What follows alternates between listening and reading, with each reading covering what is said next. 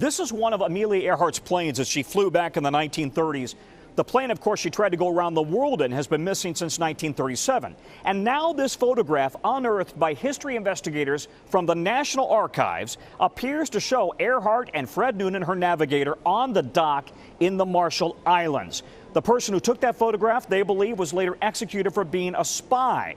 And now, with history, we are revealing that photograph for the first time right here.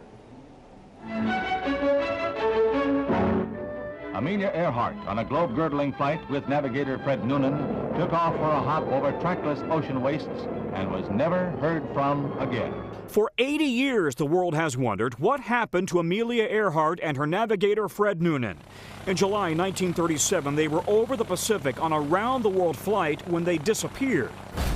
This photograph came out of a top secret. But now, investigators from history believe they found evidence the two were blown off course and survived. I have a photograph which I believe clearly indicates that Earhart was captured by the Japanese. Retired Treasury Department investigator Les Kinney has spent 15 years looking for Earhart clues. While searching through formerly top-secret files in the National Archives, he discovered this photograph from about 1937 marked Jalowet Atoll in the Marshall Islands, a string of small islands that at the time were under Japanese control. We have a Caucasian woman with your back to the camera, sitting there looking over towards the ship. You think this is Amelia Earhart? That's right. Photographic analysts tell history the photo appears legitimate and undoctored. Former FBI Executive Assistant Director Shawn Henry and NBC News analyst worked on the project. When you pull it out and when you see the analysis that's been done, I think it leaves no doubt to the viewers that that's Amelia Earhart and Fred Noonan. In 1937, the Japanese had banned nearly all Westerners from the islands. But in the photo, it appears there are two Caucasians on the dock. A man standing on the left and what appears to be a woman with short hair wearing pants like Earhart sitting on the edge. Henry took the photo to facial recognition expert Kent Gibson, who first overlaid the photo of the man with file photos of Fred Noonan. The hairline is the most distinctive characteristic. It's a very sharp receding hairline. The nose is very prominent. The teeth, hairline, and nose all appear to match up. It's my feeling that this is very convincing evidence. This is probably Noonan. Then the person sitting with their back to the camera, with hair that appears too long for a man and too short for a native woman. Gibson compared body measurements with previous photos of Earhart. Again, striking similarities. I usually go from not likely to very likely to extremely likely. And I'd say this is very likely. And there's more evidence. In the distance, the Japanese ship Koshu, which is towing a barge with something measuring 38 feet long, the same length as Earhart's plane.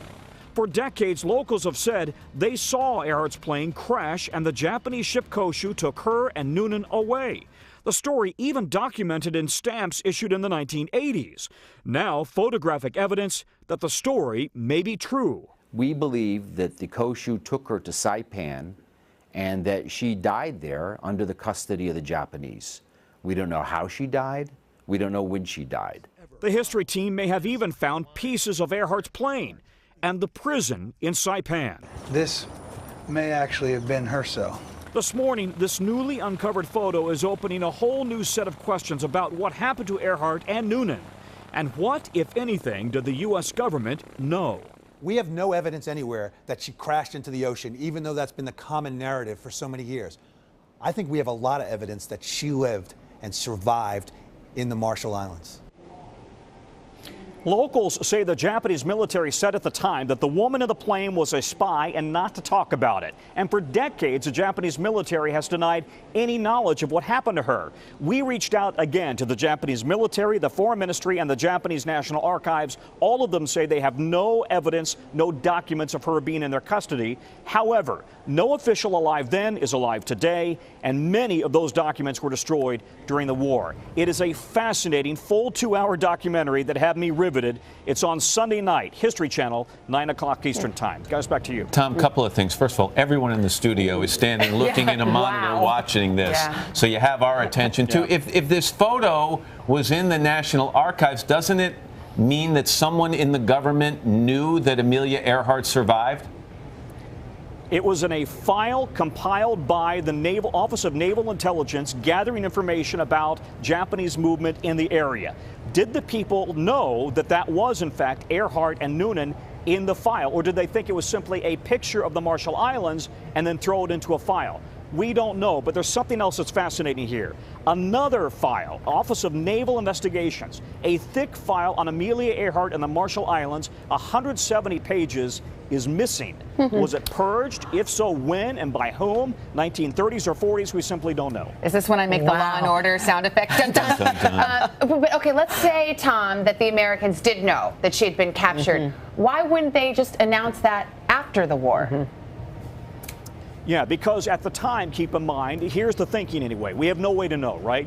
But the thinking is that at the time, the United States was trying to build up a new ally, Japan, having just defeated Japan. And if it became well known that, in fact, Japan had put to death America's sweetheart, that would not have gone over very well with the American public. But something else, it was widely talked about for many decades that she may have died in Japanese custody in Saipan. And in fact, history has a new letter. The Commandant of the Marine Corps in 1971 wrote a letter saying, we all know she was killed in Saipan. Well, as Matt said, you have our attention for sure. Yeah. Tom, thank you. Great report. You bet.